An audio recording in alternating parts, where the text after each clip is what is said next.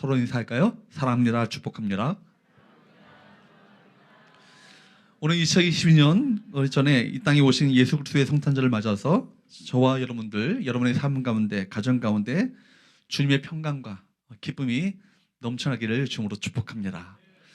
여러분 이 시간대 앞뒤 좌우 다시 한번 인사할까요? 메리 크리스마스. 예, 우리 새벽에 말씀드린 것처럼 메리 크리스마스가 무슨 뜻이라고요? 메리는 즐거운, 크리스마스라는 것은 그리스도를 바로 경배하는 이유입니다. 즐겁게 주님을 찬양하며 경배하는 우리 복된 시간 될 수 있기를 축복합니다. 여러분 예수 그 이름의 그 비밀을 아십니까?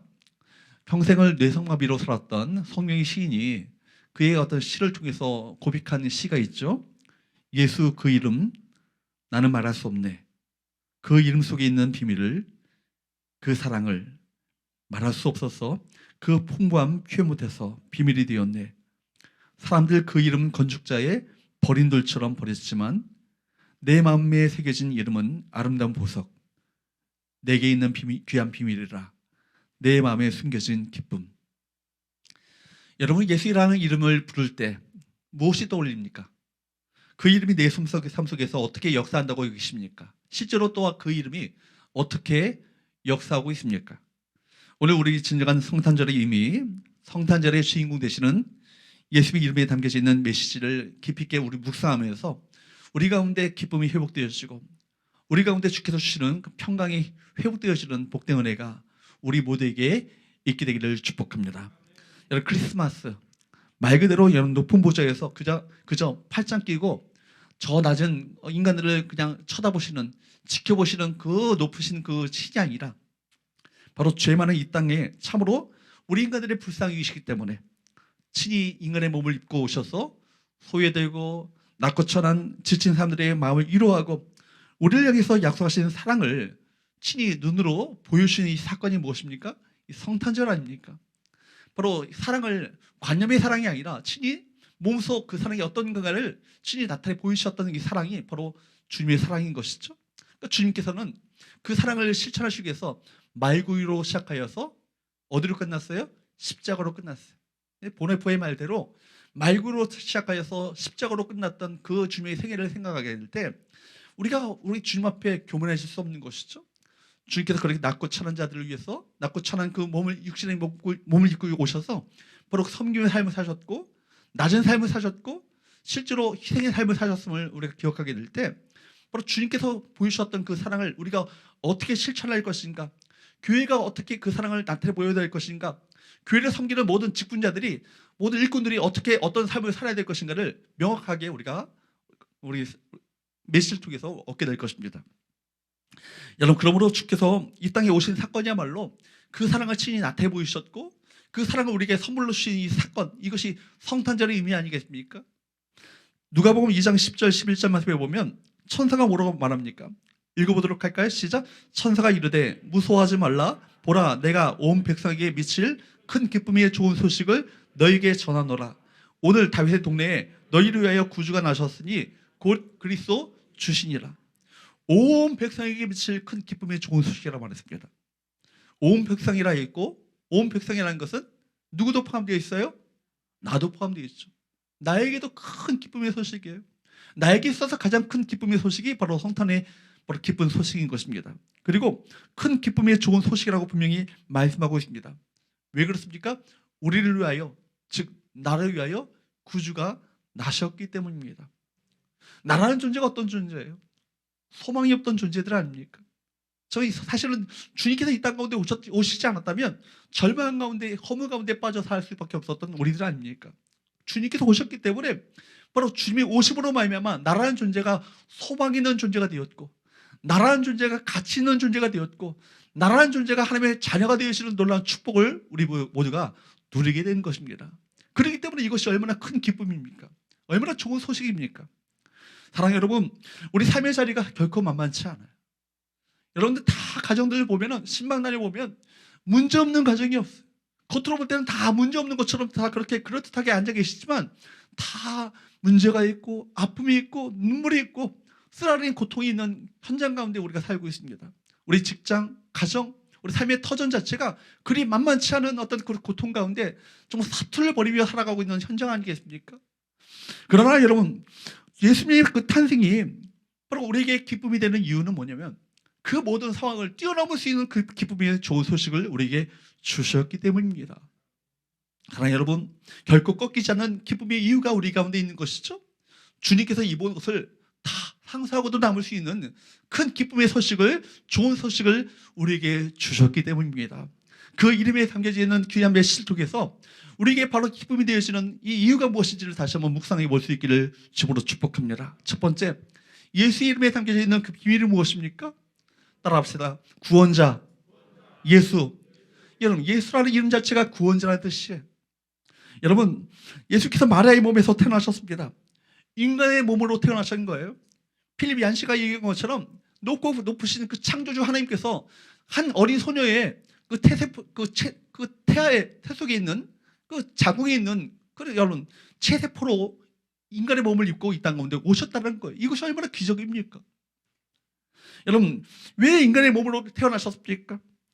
인성을 가지신 예수님, 바로 우리의 인성을 가지시고 우리의 연약함을 친히 몸소 체험하시고 겪으시고 아시고 그렇기 때문에 우리를 구원하실 수 있는 구원자로 오시기 위해서 인간의 몸을 입고 이 땅 가운데 오신 건 아니겠습니까? 왜 예수께서 그러면 이 한계를 가진 이 육신의 몸을 입고 오셨을까요? 반대로 생각해서 만약 인성을 갖고 있지 않은 신성으로만 오셨다면 어떻게 인생의 그 슬픔과 아픔, 서러움과 고통을 이해할 수 있겠습니까? 죄로 인해서 신음하며 사탄의 시험으로 인해서 고통받는 우리 인생 속에 우리 주님 찾아오셨습니다. 그리고 우리에게 놀라운 사건을 증거하시면서 우리에게 그분께서 어떤 분이 되신지를 분명히 선포하고 있어요. 21절 말씀을 볼까요? 시작. 아들을 낳으리니 이름을 예수라 하라. 이는 그가 자기 백성을 그들의 죄에서 구원할 자이심이라 하니라. 예수라 이름의 뜻이 뭐예요? 요한은 구원이시다라는 거예요. 그러니까 구약 성경에 여호수아, 호세아 같은 얘기죠. 같은 말이에요. 여호수아와 호세아 이것이 그리스어로 여러분 예수라는 말입니다. 그러니까 여러분, 예수님은 어떤 분이십니까? 바로 우리의 구원이 되시는 하나님이라는 거예요. 예수는 인류의 비극의 근원인 죄로부터, 모든 죄된 현상으로부터 우리를 구원하시기 위해서 이 땅 가운데 오셨다는 것입니다. 중요한 것은 뭐예요? 어디로부터 구원이에요? 죄로부터 구원이에요. 우리가 기억해야 될 가장 많은 중요한 성탄의 의미가 있지만 우리 주님께서 오심은 구원 사건이고 우리의 죄의 문제를 해결하시기 위해서 이 땅 가운데 오셨다는 사실을 분명히 붙잡아야 할 것입니다. 죄의 문제에 대해서 심각하게 고민하고 범인을 본 사람만이 이 죄로부터의 이 구원이라는 놀라운 소식 앞에 흥분하기 시작합니다. 죄인인 인간이 결국 맞이할 것은 무엇입니까? 죽음입니다. 모든 사람은 다 죄를 범했고 그렇기 때문에 종적으로 우리는 다 죽음 가운데 이를 수밖에 없는 거예요. 그렇기 때문에 우리에게는 아무런 소망이 없는 자들 아니겠습니까? 우리 인생 자체가 의미가 뭐예요? 전도서 말씀처럼 헛되고 험할 뿐인 것이 바로 우리 인생 아니겠습니까? 주님께서 이 땅 가운데 오시지 않았다면 우리 인생은 그렇게 헛된 그런 험한 인생인 거예요. 여러분, 진토 같은 인생이고 바람 잡는 인생 아니겠습니까? 이것이 바로 우리 인생의 본질이에요. 그러나 여러분, 인생의 이 운명에 대해서 철저하게 절망하고 허물을 느낀 사람은 이 죄 문제를 해결할 수 있는 길이 열렸다, 이 사실 앞에 흥분되어지는 거예요. 감격하기 시작합니다. 여러분, 그 길을 누가 여셨습니까? 주님께서 하늘 보좌를 버리시고 이 땅 가운데 육신을 몸을 입고 이 땅 가운데 오셨기 때문에 말구유로 시작하여서 십자가로 끝나는 그 인생을 통하여서 우리에게 이 구원의 길을 여신 것 아니겠습니까? 그러므로 여러분, 이 사실을 깊이 있게 묵상해야 될 것입니다. 내가 얼마나 소망 없는 존재인가? 나의 자신에 대해서 이 죄로 말미암아 이 절망을 느끼는, 철저하게 절망을 느낀 사람들만이 이 죄로 말미암아 죽을 수밖에 없었던 운명 가운데 있었던 우리들에게 생명을 허락하신 예수님의 그 놀라운 은혜가 깊이 있게 다가오게 될 것이고 이 은혜 앞에 감격하고 기뻐하며 기쁨으로 참여할 수 있는 것 아니겠습니까? 여러분, 그런데 많은 사람들은요, 이런 주제에 대해서 별로 심각하게 생각하지 않습니다. 그런 이들에게 은혜는 보네포가 얘기한 것처럼 싸구려 은혜인 것이죠. 마치 판촉물처럼 느껴지는 그냥 선물처럼 받아들일 뿐입니다. 당연히 내가 구원받을 만한 자격이 있으니까 구원받는 거라고 생각하고 누구나 다 예수 믿으면 쉽게 천국 가는 것처럼 생각합니다. 그러니까 여러분 주님께 대한 진정한 헌신, 주님께 대한 진정한 제자도 여러분 주님을 향한 희생과 헌신의 삶이 따라오지 않는 건 아니겠어요? 당연히 여러분 그냥 내게 구원은 따라온 당상인 것처럼 생각하는 이들에게 이 값비싼 이 바로 희생을 치르고 우리에게 선물로 주신 이 은혜에 대해서 감격하거나 정말 흥분되게 이 은혜를 받아들이지 않는다는 것이죠. 사랑하는 여러분, 우리에게 주어지는 이 은총은요, 은혜는 싸구려 은혜가 아니에요. 주님의 십자가의 값비싼 보혈을 흘리시고 값비싼 대가를 치르시고 희생을 치르시고 우리에게 주신 귀한 선물임을 우리 모두가 깊이 있게 묵상할 수 있기를 축복합니다. 그러므로 내가 얼마나 하나님 앞에 처절한 구원받을 수 없는 이 죄인인 것을 깊이 있게 처절하게 느끼셔야 돼요. 그래야 그것을 철저하게 느끼면 느낄수록 이 은혜가 깊이 있게 다가오게 될 것이고 이것이 얼마나 귀한 은혜인가를 새삼 감격하며 감사할 수 있는 것 아니겠습니까? 키에르케고르가 말한 것처럼 그렇기 때문에 우리 모두가 하나님 앞에 단독자로 서야 합니다. 누가 비교해서 내가 누구보다 낫다 그런 것이 아니라 내가 하나님 앞에서 단독자로 서고 하나님 앞에서 철저하게 절망스러운 죄인인 것을 깨달을 때만이 은혜가 되어질 거예요. 은혜가 선물로 다가오는 거예요. 은혜가 감격으로 다가오는 것입니다.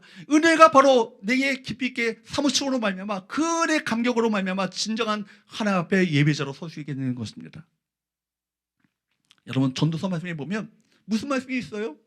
세상에 악인임을 자처하는 의인이 있고 의인임을 자처하는 악인이 있다고 말합니다. 무슨 얘기입니까? 하나님 앞에 내가 의인인 것을 과시하고 교만하게 서 있을수록 이 사람은 어떤 사람이에요?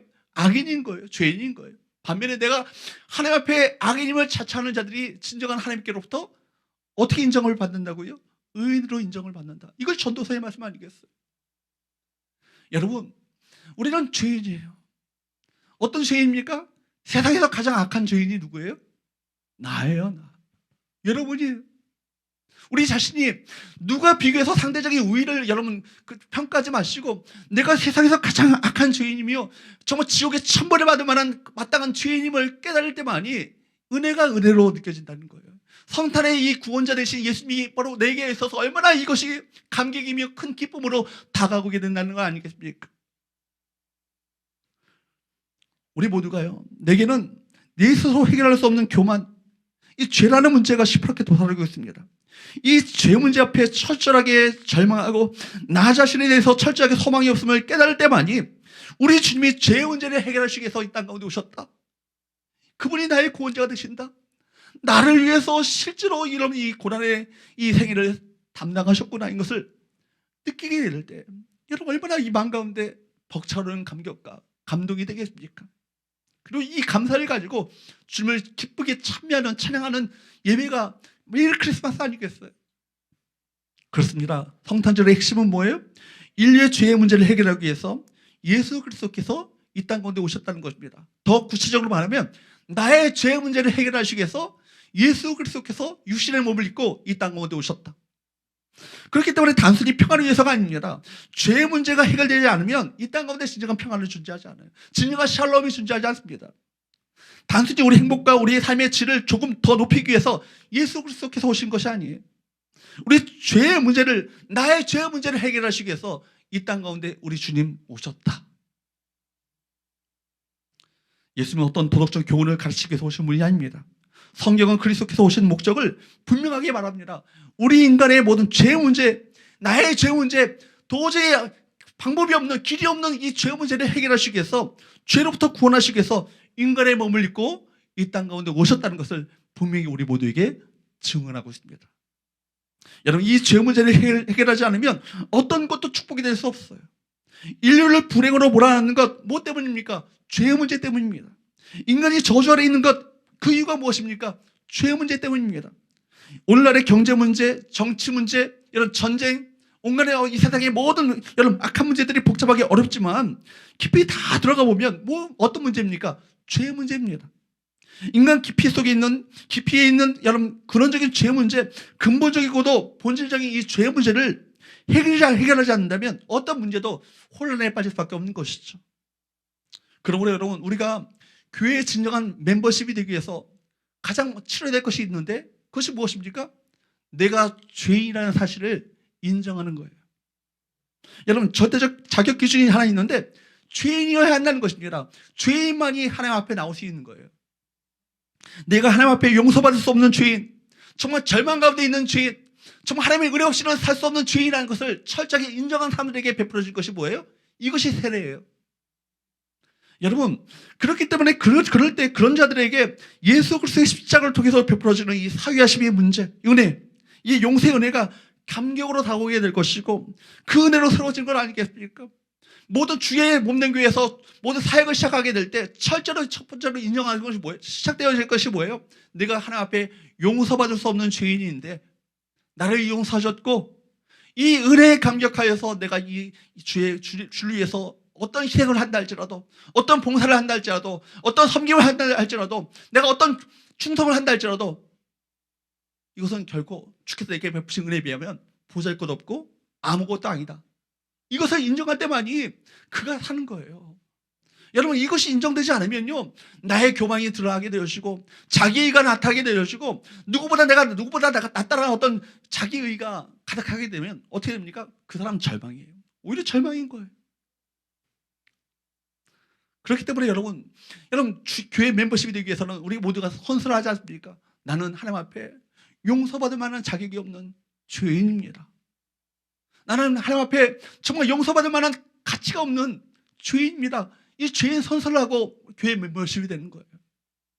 누가 누구를 탓할 수 있겠습니까? 내가 이 세상에서 가장 악한 죄인입니다. 이것을 우리 모두가 인정해야 할 것입니다. 여러분, 이걸 받아들이고 이걸 인정해야 세례를 받을 수 있는 것입니다. 그러므로 세상 사람들 보기에는 교회가 이상한 집단으로 보일 수 있어요. 예수께서도 공생애 가운데 뭘 어떻게 말씀하셨어요? 내가 세상에 의인을 부르러 온 것이 아니라 누굴 부르러 왔다? 죄인을 부르러 왔다. 여러분, 세상에서 내가 하나님 앞에 의인인 것처럼 내가 그렇게 자기 의에 빠지게 되면 그 사람은 소망 없는 거예요. 주께서 그를 불러주시지 않으세요. 내가 철저하게 이 세상에서 가장 악한 죄인입니다. 내가 누구를 탓할 수 없습니다. 내가 가장 악하기 때문에 바로 하나님의 은혜가 없이는 살 수 없는 죄인이기 때문에 하나님의 은혜가 필요합니다 라고 주 앞에 겸손히 주 앞에 나오는 자들에게 그에게 은혜의 손길을 내밀으시고 그에게 성탄의 주님께서 그에게 찾아가시고 그의 죄를 용서하시는 그 은혜를 베풀어 주신 것 아니겠어요? 그렇기 때문에 주님께서는 자기 의를 나타내 보이는 교만에 빠진 바리새인들과 함께하지 않으시고 누구와 함께 하셨어요? 죄인들과 함께 하셨어요. 세리와 여러분 창녀들과 세상에서 죄인 취급받았던 이들과 기꺼이 함께하기를 기뻐하셨던 우리 주님이십니다. 인간의 죄의 문제는요, 하나님께서 인간의 몸을 입고 오셔서 우리 대신 죄의 형벌을 받는 것 외에는 인간에게 다른 소망이 없었기 때문에 그 어려운 선택을 우리 아버지께서 하신 거예요. 이 길 외에는 없거든요. 인간이 인간을 구원할 수 없습니다. 왜냐하면 이 세상의 모든 인간은 다 무엇이기 때문에? 죄인이기 때문에. 죄인이 어떻게 죄인을 대신하여서 죄의 형벌을 대신 받을 수 있겠어요? 죄인의 어떤 죄를 대신 죄의 심판을 대신 받기 위해서는 의로운 누군가가 그 심판을 받아야 되는데 이 세상에는 어떤 누구도 죄인이 아닌 사람이 없는 거예요. 그러니까 아버지 하나님께서는 어려운 결단을 내리시죠. 의로우신 당신의 독생자 예수님을 이 땅 가운데 보내심으로 말미암아 예수님으로 하여금 우리가 담당해야 될 죄의 저주, 심판의 저주, 지옥의 저주를 십자가상에서 대신 담당하심으로 말미암아 그 죄인들이 의롭게 되시는 귀한 길을 여신 거예요. 이것이 예수님의 생애 아니겠습니까? 그리고 아버지의 그 마음을 누구보다도 잘 알고 계셨던 예수님께서는 아버지의 뜻을 제가 알겠습니다. 이 길 외에는 다른 길이 없는 것을 제가 알기 때문에 아버지의 뜻에 내가 순종하겠습니다 하고 기꺼이 말구유로 태어나셔서 십자가로 끝나는 그 인생을 사셨던 것입니다. 여러분, 죄인이 거룩하신 하나님을 만날 길이란 그 길은 단연코 없습니다. 죄인은 하나님 거룩하신 하나님을 만나면 반드시 죽습니다. 죄인의 상태로는 하나님 앞에 다가갈 수 없는 것입니다. 길은 하나밖에 없어요. 우리가 이 땅에 아기 예수님으로 오신 우리를 위해서 십자가에 죽으신 그분 앞에 내 안에 아무런 소망이 없음을 고백하고 나를 위하여 죽으신 예수 그리스도를 나의 주님으로 받아들이고 그분께서 나를 대신하여서 십자가에 죽으셨다는 이 은혜를 깊이 있게 감사하며 그 은혜 찬양하며 그분을 나의 주님으로 인정하고 고백하며 영접해 드릴 때 그분의 의의가 나의 의의가 될 것이고 우리가 하나님의 자녀로 받아들여지는 놀라운 축복을 얻게 되는 것입니다. 여러분, 교만하면 그렇기 때문에 하나님 앞에 교만하면 답이 없어요. 소망이 없습니다. 그러나 여러분, 겸손히 하나님 앞에 내가 이 세상에서 가장 악한 죄인임을 고백하며 겸손하게 주 앞에 나가면 주님께서 그를 만나주십니다. 하나님을 만나는 것 복잡하지 않아요. 내가 흉악한 가장 소망 없는 죄인임을 주 앞에 고백하면 그를 만나주시는 은혜를 베풀어 주십니다. 예수님이 나를 위하여 죽으셨다는 것을 인정하면 되는 것입니다. 그러면 하나님과 우리 사이에 막힌 담이 허물어지는 거예요. 원수되었던 이 원수관계가 회복되어지는 놀라운 역사가 나타납니다. 그렇기 때문에 예수님께서는 어떤 분이세요? 화목제물이 되셨다. 화목자가 뭐예요? 화해제라는 얘기예요. 화해제물. 하나님과 우리가 관계가 원수관계였는데 화해제물이 되심으로 말미암아 하나님과의 관계가 회복되어지는 놀라운 역사, 하나님과 우리 사이의 관계가 샬롬의 그 역사로 회복되어지는 역사가 나타나게 되는 것입니다. 그러므로 여러분, 성탄절에 우리가 경험해야 될 것, 우리 죄로부터 구원하신 그 아들 예수 그리스도를 여러분 진정한 여러분 삶 가운데 주님으로 모셔드리고 주님과의 관계가 회복되어지는 그 은혜와 감격에 늘 감사하면서 주 앞에 예배자로 살아가시는 저와 여러분 되시기를 주님으로 축복합니다. 두 번째로, 그 이름에 예수, 그 이름에 담겨져 있는 비밀이 무엇입니까? 따라할까요? 임마누엘, 예수. 임마누엘의 뜻이 뭐예요? 하나님이 우리와 함께 계시다는 거예요. 여러분, 23절 말씀을 볼까요? 시작. 보라, 처녀가 잉타하여 아들을 낳을 것이요 그의 이름을 임마누엘이라 하리니 하셨으니 이를 번역한즉 하나님이 우리와 함께 계시다 함이라. 성육신하여서 이 땅 가운데 오신 예수님의 또 다른 이름은 무엇입니까? 임마누엘입니다. 임마누엘 히브리어죠. 임이라는 것은 with, 여러분 우리와 함께라는 뜻이고, 그리고 아누라는 것은 us, 우리라는 뜻입니다. 우리와 함께, 엘은 하나님이에요. 하나님이 우리와 함께 계시다. 이것이 임마누엘이죠. 영어로 말하면 God with us. 하나님이 우리와 함께 하시다. 여러분, 얼마나 놀라운 여러분 메시지입니까? 그 이름에 담겨져 있습니까? 그 높고 귀한 보좌, 하나님의 그 영광스러운 보좌를 버리시고 여러분 어린 소녀의 그 자궁에 있는 체세포로 이 땅 가운데 오셨다는 거예요.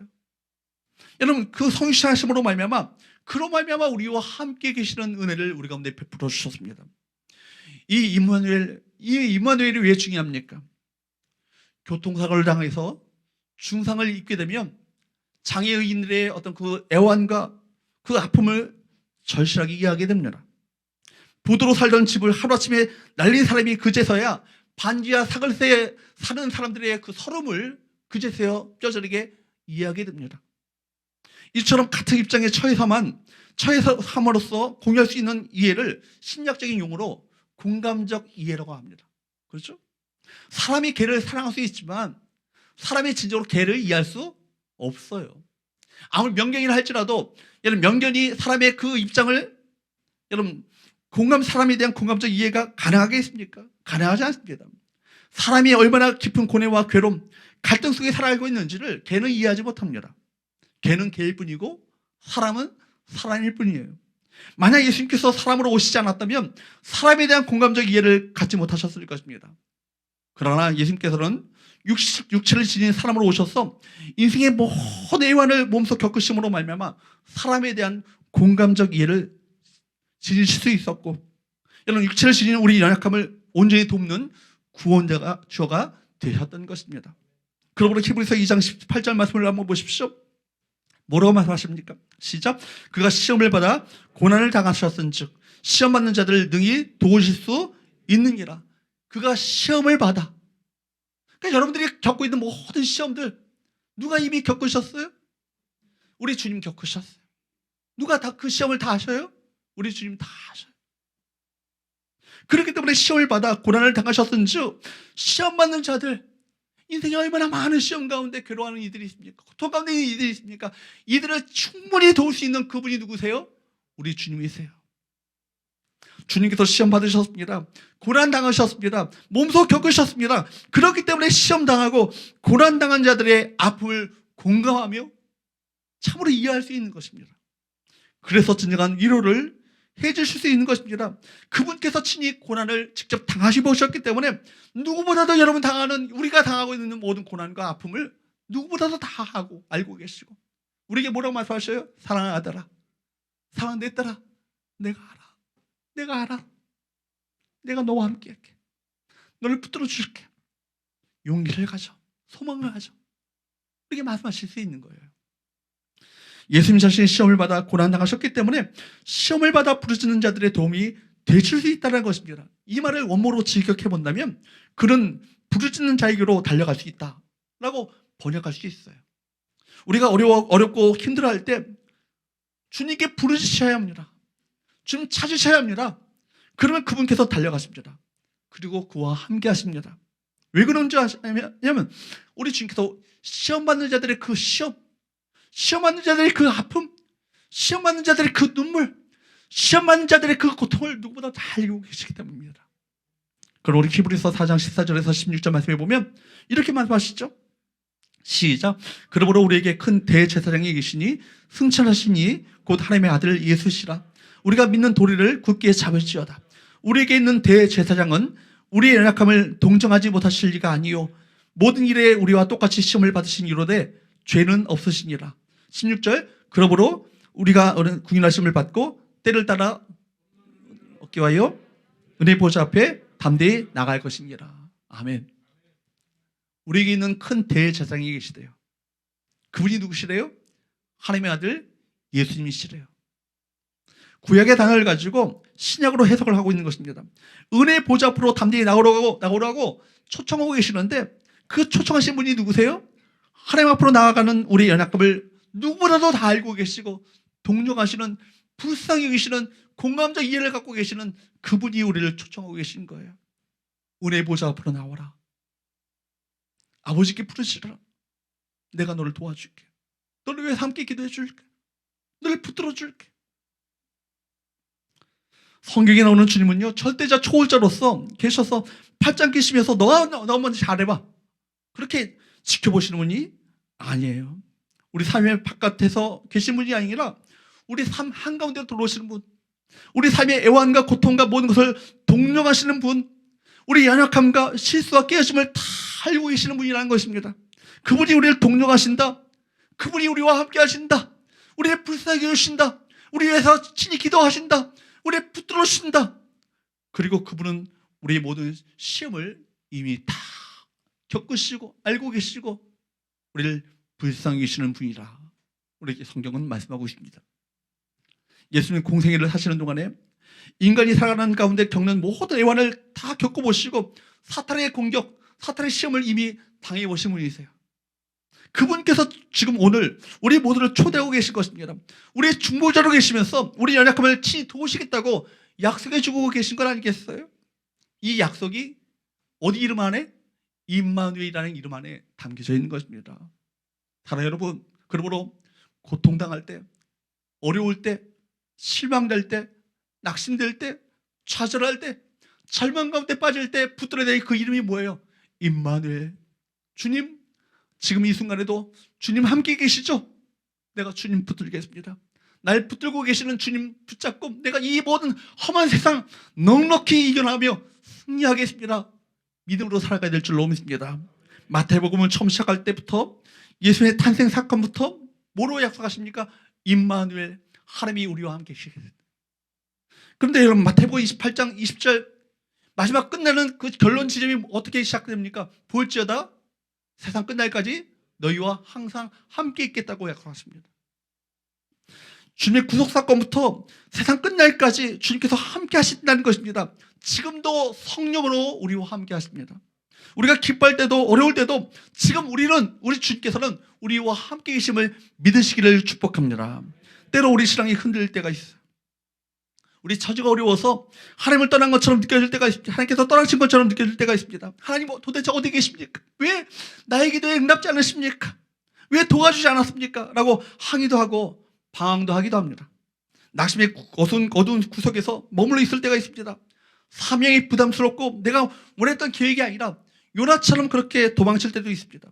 그러나 하나님께서는 그 가운데서도 우리와 함께 하십니다.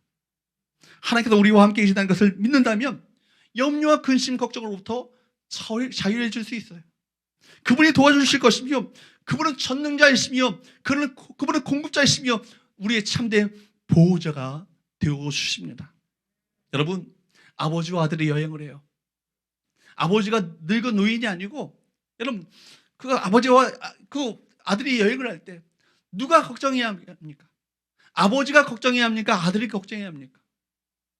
당연히 아버지가 걱정해야 되지, 아들이 걱정할 이유가 없어요. 아들은 아버지에게 모든 것을 맡기고 아버지 신뢰하며 아버지께서 인도하고 이끌어주는 대로 가면 되는 건 아니겠습니까? 사랑하는 여러분, 왜 걱정하세요? 왜 염려하세요? 왜 이 세상 가운데 고아처럼 살아가십니까? 우리와 함께 하시는 아버지 하나님이 우리와 함께 계시다고 친히 예수의 이름을 통해서 약속해 주고 계시는데 왜 염려하세요? 왜 두려워하세요? 소망을 품고 주님 손 붙잡고 우리와 함께 하시는 하나님 의지하면서 믿음으로 승리하는 우리 저와 여러분 되시기를 주부로 축복합니다. 그리고 세 번째, 따라할까요? 예수 이름의 비밀로 기쁨을 회복한다. 여러분, 예수의 이름의 그 비밀이 우리 가운데 주어졌다면, 이 비밀을 아는 자들이라면 여러분, 우리 가운데 기쁨을 넉넉히 누리며 회복하게 될 줄로 믿습니다. 성탄의 절기에 우리 상황과 우리 처지가 기뻐할 만한 이유가 전혀 없어요. 그렇다 할지라도 우리 기쁨을 꺾지 말아야 될 이유가 있어요. 주님께서 우리를 위하여 이 땅 가운데 오셨다는 거예요. 분명한 이유가 있죠. 그렇기 때문에 누가복음 2장 10절 11절 말씀을 다시 한번 봅니다. 시작. 천사가 이르되 무서워하지 말라. 보라, 내가 온 백성에게 비칠 큰 기쁨의 좋은 소식을 너희에게 전하노라. 오늘 다윗의 동네에 너희를 위하여 구주가 나셨으니 곧 그리스도 주시니라. 할렐루야. 여러분 온 백성에게는 누구도 포함된다고요? 나도 포함돼요. 여기에 포함되지 않은 사람이 없어요. 온 백성이라는 것은 모든 사람에게 미칠 큰 기쁨의 좋은 소식이라는 거예요. 그리고 누구를 위하여? 우리를 위하여, 특별히 나를 위하여 바로 주님께서 구주가 나셨다고 말씀하고 싶습니다. 예수께서 이 땅에 오셔서 우리의 구원자가 되시고 우리와 함께 하신다는 이 사실 자체가 온 백성에게, 모든 사람에게, 나를 포함한 모든 사람들에게 미칠 가장 큰 기쁨의 좋은 소식이라는 거예요. 이 소식 앞에 감격하십니까? 이 소식 앞에 기뻐하십니까? 여러분, 이 기쁨을 가지고 주님을 참여하며 찬양하며 예배해야 될 줄로 믿습니다.